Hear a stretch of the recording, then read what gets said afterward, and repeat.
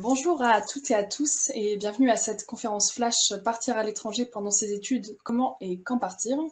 Cette conférence est organisée par la région Grand Est avec le soutien des centres Europe Direct de la région dans le cadre du mois de l'Europe et plus précisément lors de la journée aujourd'hui du 31 mai, l'Europe s'invente avec les jeunes du Grand Est. Je m'appelle Raphaël Caté et je travaille au centre Europe Direct du CRIJ Grand Est.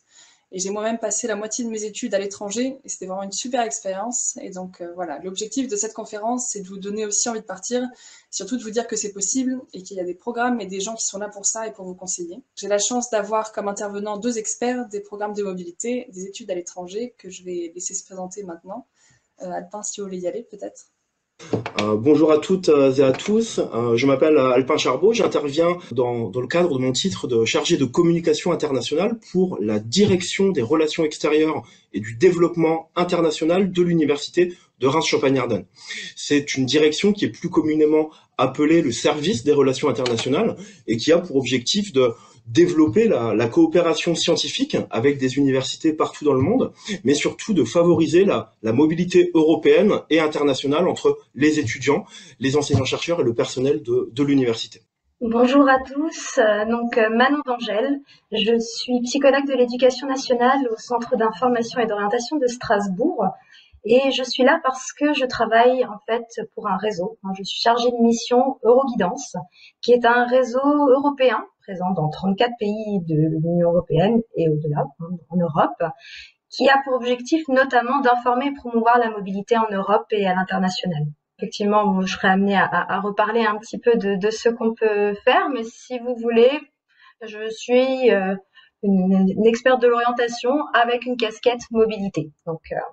Voilà, donc je me tourne maintenant vers vous, Manon, en tant que conseillère Euroguidance.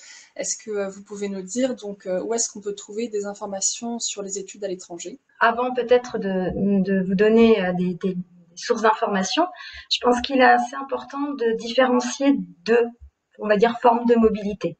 C'est-à-dire que lorsqu'on envisage de partir dans le cadre de ces études, il y a plusieurs possibilités. Soit on part dans ce qu'on appelle plutôt une mobilité institutionnelle, ce que Alpin Charbot présentera notamment à travers le programme Erasmus+, c'est le fait de partir dans le cadre d'accords, de programmes d'échange, en tout cas des accords au sein même de son université. On est inscrit dans une université française et dans ce cadre-là, on va vivre une expérience de mobilité en stage, en études, en césure, etc.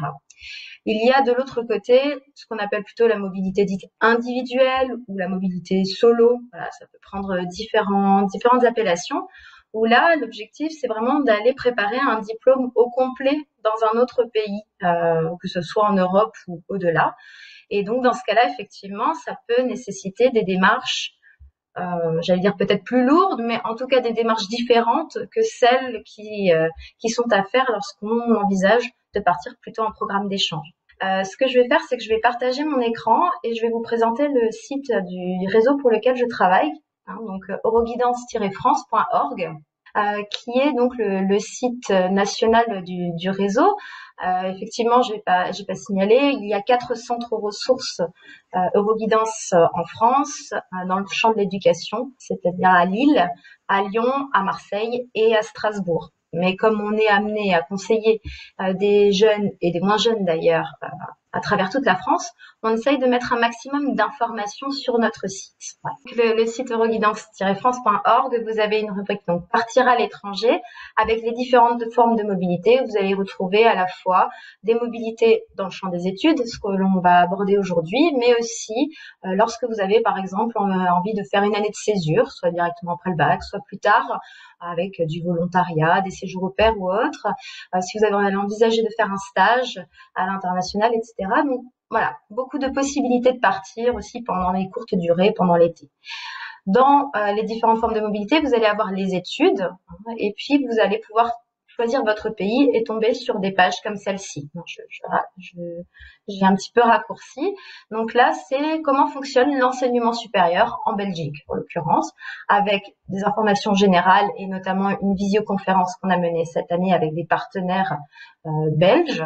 Et puis vous avez après finalement un peu les questions qu'on peut être amené à se poser lorsque on envisage d'aller étudier à l'étranger. Quelles sont les modalités d'admission? Chaque pays va avoir son propre système d'admission dans l'enseignement supérieur. Certains vont demander des procédures même de reconnaissance du baccalauréat, etc. D'autres, pour la majorité en Europe, c'est automatique, mais en tout cas, c'est des questions qu'il faut se poser. À quelle période dois-je le faire, parce que le calendrier n'est pas le même. Vous avez des pays qui font des inscriptions très tôt. C'est le cas par exemple du Royaume-Uni, où pour certaines filières, c'est déjà le 15 octobre en deadline. Et puis vous avez des pays comme la Belgique, où les admissions peuvent se faire jusqu'au mois de septembre de l'année d'après. Donc c'est vrai que au final, le calendrier n'est pas le même d'un pays à l'autre. Vous allez avoir aussi dans les dossiers d'admission différentes règles. Vous allez retrouver aussi sur ce site des informations comme les moteurs de recherche qui vont permettre de retrouver les formations qui se font dans le pays. Donc c'est vrai qu'en France, on irait voir Parcoursup. Vous avez des sites similaires dans d'autres pays comme UCAS au Royaume-Uni. Et puis pour d'autres, eh bien voilà, des sites plus un peu moins complet, on va dire, parce que effectivement, Parcoursup, UCAS, ce sont à la fois des sites sur lesquels on va trouver l'information, mais aussi s'y inscrire, ce qui ne sera pas forcément le cas. Selon le pays, on va s'inscrire directement auprès de l'université, ou alors on va pouvoir passer par des plateformes d'inscription comme celle-ci. Voilà, vous avez aussi des informations sur les frais de scolarité, sur les possibilités voilà, qui peuvent exister en termes de bourse ou en tout cas d'aide financière, et puis des informations pratiques sur le coût de la vie, le logement, l'emploi étudiant, la sécurité sociale. Voilà. Donc c'est très bref comme présentation, mais c'est simplement pour vous dire que pour chaque pays, vous avez à la fois en Europe, mais vous avez aussi du hors Europe pour les pays qui nous sont le plus demandés. Nous sommes quand même Euro-Guidance, donc on est quand même plus spécialisé sur l'Europe. Mais vous allez retrouver ce type de pages sur lesquelles vous allez retrouver toutes les informations nécessaires pour comprendre comment fonctionne l'enseignement supérieur dans le pays et surtout après avoir des sources d'informations fiables, parce que si vous tapez sur vos moteurs de recherche étudier aux États-Unis par exemple, vous allez tomber sur tout un tas de sites et d'organismes pas forcément toujours très fiables. Voilà. Vous retrouverez aussi quand même sur le site, et après je vais arrêter mon partage d'écran, un cycle de visioconférences qu'on a mené cette année, et vous les retrouvez toutes sur notre chaîne YouTube. Et on a essayé à chaque fois d'inviter des partenaires à la fois européens, lorsque c'était possible, ou aussi des partenaires des universités, des services des relations internationales, justement des universités, et toujours des témoignages de personnes parties en mobilité. Donc n'hésitez pas à aller les consulter. Voilà. Donc j'ai peut-être une question qu'on pourrait se poser assez régulièrement ou te poser régulièrement, c'est au niveau de la reconnaissance des diplômes. Est-ce que si j'ai un diplôme français, une licence en histoire, je peux aller étudier en master dans un autre pays? Ou est-ce que si j'ai fait kiné en Allemagne, je pourrais exercer en France? On en est où aujourd'hui de la reconnaissance? Alors la question de la reconnaissance, elle est essentielle. Il est certain que ça fait partie des questions primordiales lorsqu'on envisage des études à l'étranger. En Europe, vous avez des accords.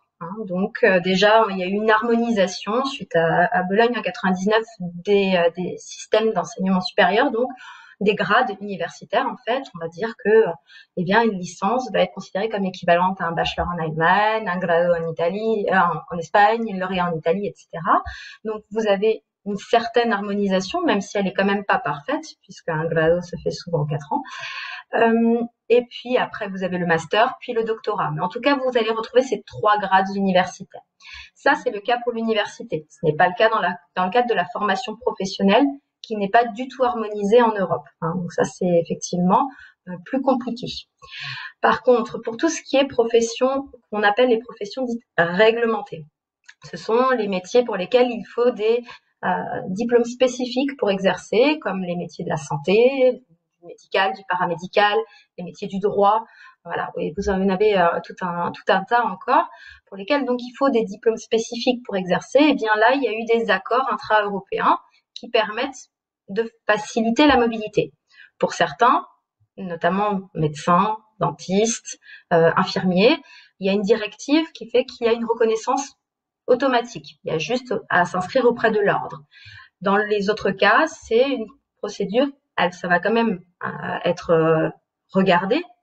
Il va y avoir des commissions, soit auprès des directions régionales de la jeunesse et des sports ou de l'ARS, etc., et qui va vous dire si, eh bien, oui, ok, c'est bon, vous pouvez travailler dans le pays, on vous donne l'autorisation, ou s'il va falloir peut-être faire un stage supplémentaire ou suivre des cours supplémentaires pour en fait compenser peut-être quelque chose que vous n'avez pas eu dans votre formation initiale.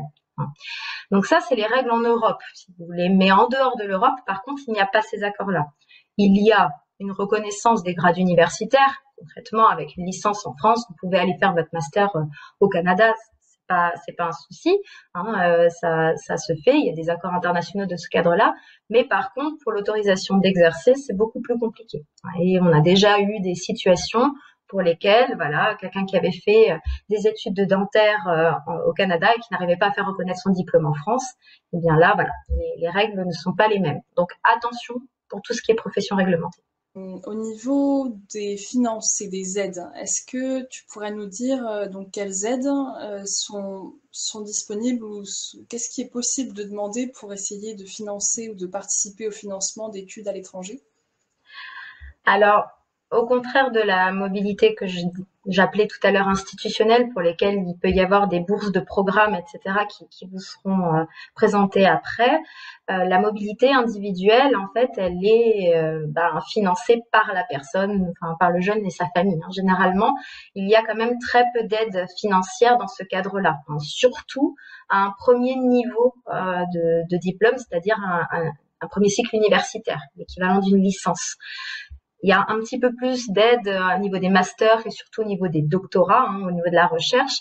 Mais c'est vrai que au début, c'est pas évident. Alors, il peut y avoir des accords au niveau de l'Europe. Vous allez payer les mêmes frais de scolarité que les étudiants locaux. Donc, concrètement, il y a des pays dans lesquels il n'y a quasiment pas, voire pas du tout de frais de scolarité. Les pays scandinaves ou en Allemagne, ou voilà, vous avez des pays dans lesquels il n'y a pas de frais de scolarité et donc vous êtes logé à la même enseigne. Et puis, vous avez des pays pour lesquels c'est un petit peu plus élevé et d'autres où ça peut être très cher, notamment lorsque c'est en dehors des frontières de l'Union européenne et que vous êtes considérés comme des étudiants internationaux. Ça me permet juste de faire la parenthèse. Aujourd'hui, au Royaume-Uni, on est considéré aujourd'hui comme étudiant international et on paye les mêmes frais de scolarité que les étudiants internationaux. Donc, ça peut monter quand même assez haut. Donc, généralement, les jeunes vont faire des prêts étudiants, des prêts à tarif préférentiel. Ils vont pouvoir avoir un job étudiant, mais garder le bénéfice de sa bourse sur critères sociaux lorsque c'est dans le cadre de l'Union européenne et que vous êtes boursier sur critères sociaux, ça c'est possible. Mais effectivement, la France ne va pas vous donner plus d'argent pour aller préparer un diplôme à l'étranger et le pays qui vous reçoit ne va pas vous financer d'être venu. Voilà, donc c'est vrai que c'est pas forcément toujours évident. Donc maintenant, je me tourne plutôt vers vous, Alpin. Donc parlez-nous d'Erasmus. Donc faire une mobilité Erasmus pendant ses études, qu'est-ce que ça veut dire? Est-ce que ça s'adresse à tout le monde?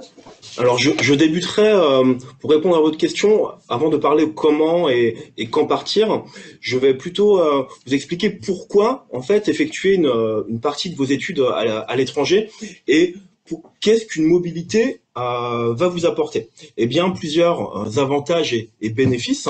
Tout d'abord, ça va être ajouter de la plus-value à votre CV. Ça va vous permettre de vous démarquer, d'avoir un CV singulier, original, attirant.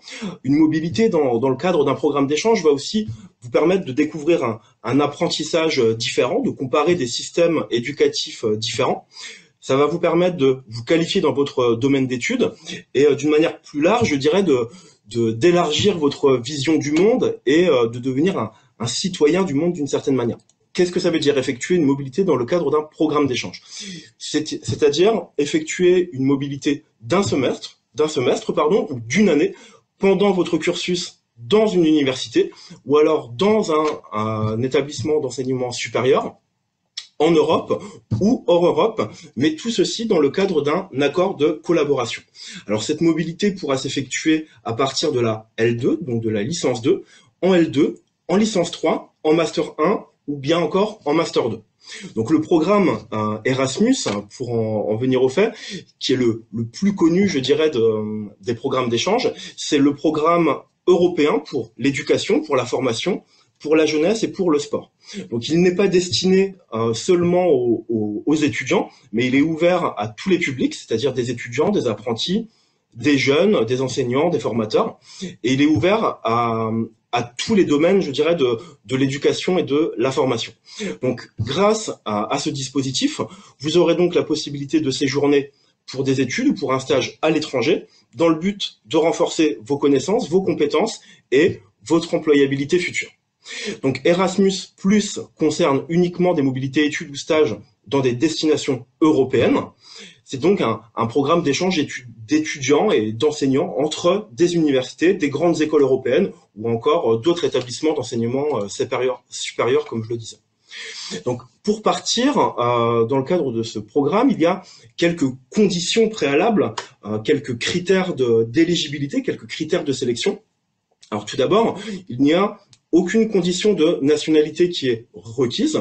Par contre, vous devrez être inscrit dans un diplôme d'une université, dans un cursus complet, et vous devez vous acquitter des droits d'inscription uniquement à l'université. Il n'y a aucun droit d'inscription supplémentaire qui est exigible, qui est exigé par l'université partenaire. Donc ça, c'est important à savoir.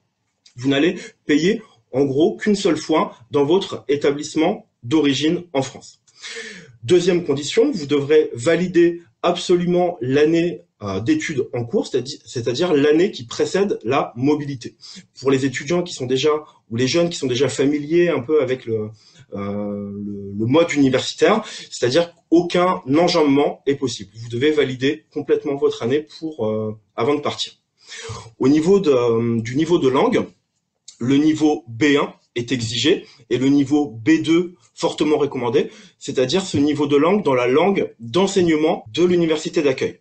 Il faut prêter attention, cependant, certaines universités vont demander un certificat spécifique, voire un niveau C1, comme le TOEFL par exemple. Le dernier critère qui sera évalué pour vous permettre de partir, ça sera la qualité de votre dossier académique, les notes que vous aurez obtenues pendant les années universitaires par exemple, et on va étudier également la qualité de votre projet de mobilité.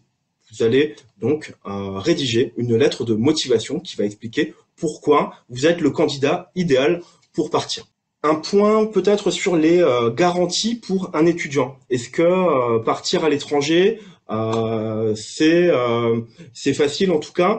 Vous allez rester pédagogiquement et administrativement rattaché à votre établissement d'origine, donc en France. Et je le redis, vous n'allez pas payer de frais d'inscription supplémentaires. Ça, c'est très important. Ensuite, l'obtention de crédits européens, ce qu'on appelle les ECTS, va garantir la reconnaissance de votre mobilité et la validation de votre semestre ou de votre année d'études. Pour cela, avant de partir, vous allez établir un contrat d'études. C'est un document qui va attester que les cours que vous allez suivre à l'étranger sont considérés comme similaires, comme équivalents aux cours que vous auriez dû suivre en France. Pendant votre année d'études à l'étranger, pendant votre semestre ou vos 2 semestres à l'étranger, vous allez donc suivre des cours dans une langue différente, passer les examens dans votre pays d'accueil, donc à l'étranger, obtenir des notes dans un système de notation différent, des notes sur 10 en Espagne par exemple, des notes sur 6 en Autriche, sur 30 en Italie, et vos notes seront converties avec le barème de notation français, donc sur 20. Donc le passage des examens est organisé par l'université d'accueil et dans la langue d'enseignement du pays. Une dernière information importante, seul votre établissement d'origine délivre votre diplôme. Vous obtiendrez donc un diplôme français, même si vous effectuez une mobilité d'1 semestre ou de 2 semestres dans un autre pays. Peut-être encore un mot sur donc la bourse Erasmus. On en entend pas mal parler, et donc est-ce que c'est cumulable avec d'autres bourses, ou quel est le montant de cette bourse? Est-ce que tout le monde peut toucher la bourse Erasmus, ou de quoi on parle en vrai? Alors, il existe, à vrai dire, 3 bourses de mobilité internationale. la bourse Erasmus+, pour les étudiants qui vont partir uniquement dans une destination européenne, dans le cadre du programme Erasmus. Jusqu'à l'année 2020-2021, au sein de l'université de Reims, par exemple, la bourse allait entre 170 et 370 euros par mois, en fonction du pays. Pour les années à venir, on va plutôt annoncer un barème entre 200 et 600 euros par mois en fonction du groupe de pays dans lequel l'étudiant ou l'étudiante souhaiterait aller. À titre d'exemple, les pays en Europe sont classés en 3 groupes en fonction du coût de la vie locale. Et effectivement, des étudiants qui vont partir dans des pays du groupe 1, qui vont être le Danemark, la Finlande, l'Islande, l'Irlande, vont avoir une bourse un peu plus élevée que des étudiants qui partiront dans un pays où le coût de la vie est moindre. Je pense à la Bulgarie, la Croatie, la République tchèque, l'Estonie, etc. Donc on peut annoncer une fourchette de 200 à 600 euros pour cette bourse Erasmus+, qui est à confirmer en fonction de l'enveloppe financière attribuée aux établissements. Il existe une deuxième bourse, qui est la bourse du Conseil régional, qui, je pense, n'a pas bougé par rapport aux années précédentes. Il s'agit en fait d'un forfait à hauteur de 500 euros pour un séjour d'études de 16 semaines minimum. Une troisième bourse est cumulable, c'est la bourse de la mobilité du ministère, et qui, elle, s'adresse à des étudiants boursiers sur critères sociaux, et qui est à hauteur de 400 euros. Donc ces 3 bourses sont cumulables. On me demande, donc bonjour, j'ai 26 ans, je souhaite passer le bac ou un équivalent dans un pays en Europe, soit francophone ou anglophone. Y a-t-il un programme ou dispositif pour cela? Bon, il y a quand même plusieurs choses dans cette question-là et ça nécessiterait plus, je pense, que quelques secondes pour y répondre, en sachant qu'il n'y aura pas de programme en tant que tel. C'est-à-dire que là, surtout lorsqu'on pense à la scolarité secondaire, il n'y a pas de programme type Erasmus+, dans ce cadre-là. Là, en plus, on est dans le cadre d'une reprise d'études. Donc, voilà, c'est plus compliqué que ça.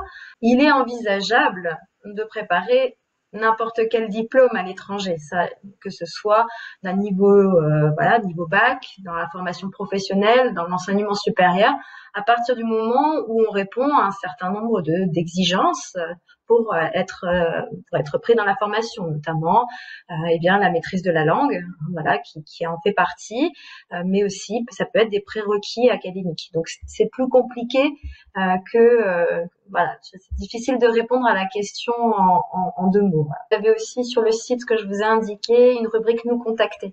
Donc si jamais vous perdez l'adresse, vous pouvez contacter le réseau via le site. De façon générale, est-ce que c'est possible d'aller étudier à l'étranger pour améliorer son niveau en langue? Donc jusque-là, on a vu qu'en Erasmus, il fallait donc en effet avoir un niveau minimum pour aller étudier dans une université partenaire. Est-ce que c'est quelque chose qui est possible? Oui, c'est tout à fait possible. Alors après, ce qu'il faut savoir, c'est qu'on ne va pas étudier à l'étranger ou préparer un diplôme pour parfaire son niveau linguistique. Je vais bien aller étudier la psychologie, la médecine, l'architecture, l'ingénierie, ce que vous voulez, dans la langue du pays. Donc la langue, le niveau de langue sera un prérequis à l'admission et ce niveau peut être variable selon les pays, mais généralement pour s'inscrire de soi-même dans l'enseignement supérieur, on va déclarer que c'est le niveau C1 en langue qui est nécessaire. Donc les universités vont généralement, ou les écoles, vont demander généralement d'avoir attesté son niveau de langue au préalable, donc ça fait partie du dossier d'admission. Après, les universités, et notamment, je pense aux pays comme les États-Unis et l'Australie qui ont énormément développé, mais dans tous les pays, vous allez retrouver le système de laboratoires de langue ou en tout cas des écoles de langue qui sont au sein des universités. Donc dans ce cas-là, l'objectif est vraiment de parfaire son niveau de langue. On y va pour suivre des cours intensifs, mais pas pour préparer un diplôme de quelque chose. Voilà. Donc il faut bien se dire que oui, on va partir à l'étranger pour améliorer son niveau en langue, ça fait partie, mais on ne va pas étudier à l'étranger pour ça. Sinon, on va faire une année de césure, on fait un job d'été, on part peut-être en stage. Les stages, le niveau n'est pas forcément toujours le même qui est requis, mais en tout cas, il faudra de toute façon avoir de bonnes bases dans la langue pour pouvoir acquérir toutes les connaissances liées au diplôme préparé. Donc, par exemple, pour les étudiants en alternance au sein d'un CFA, est-ce que vous savez, Alpin, comment ça peut se passer? Est-ce que les apprentis doivent s'inscrire pour partir après leur alternance ou alors est-ce que c'est possible de faire Erasmus pendant une alternance? Alors, je ne serais que très peu familier avec ces programmes avec le programme Erasmus dans le cadre d'un CFA notamment. Moi, je conseillerais aux jeunes qui a posé cette question justement de s'adresser à son CFA. Peut-être il existe une antenne ou un pôle relations internationales au sein de sa structure et de voir sur quelle période, dans le cadre de son cursus, il peut partir et si déjà des accords de collaboration Erasmus ont été établi entre sa structure et d'autres structures en Europe. Merci beaucoup Alpin et Manon pour toutes ces informations et je vous souhaite à tous et à toutes une très bonne après-midi.